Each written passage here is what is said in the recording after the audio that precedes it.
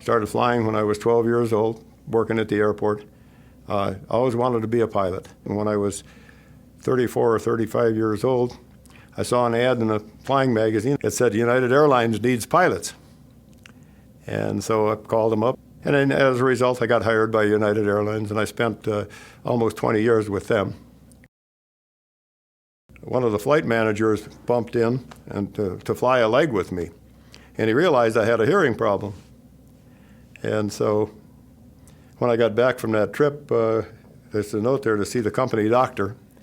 And I went in to see the company doctor. He says, "John, I got this note from one of the flight managers. He says you need to get a hearing aid. But you and I both know that a hearing aid won't help you. What do you want to do about it?"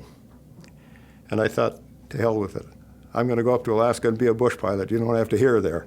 And so he wrote out a retirement notice, and 3 days later, Linda and I were on our way to Alaska. And so for 14 years there, I just had a very happy time flying light airplanes, and I didn't necessarily hear all the conversation that went on between the pilots, but I didn't have to.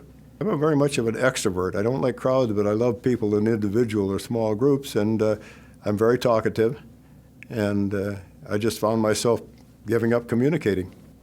And that's why I would continually try hearing aids.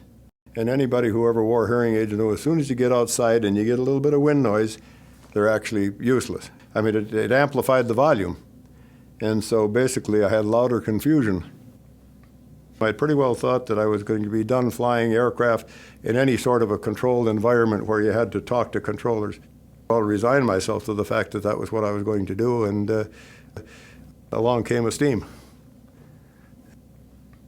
This is a life-changing event, and I don't mean to get overly dramatic about it.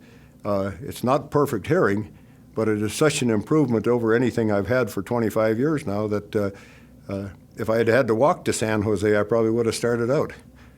The Esteem becomes part of you, rather than this little device that you're fiddling with all the time.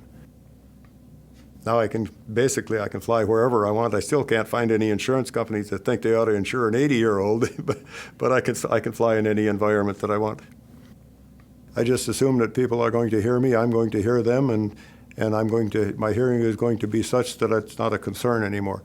I don't think about my hearing when I decide to do something. I have not looked back ever and said that I wish I hadn't done this. If you value a social life, if you love to talk to people and hear what they have to say, then this is well worth it.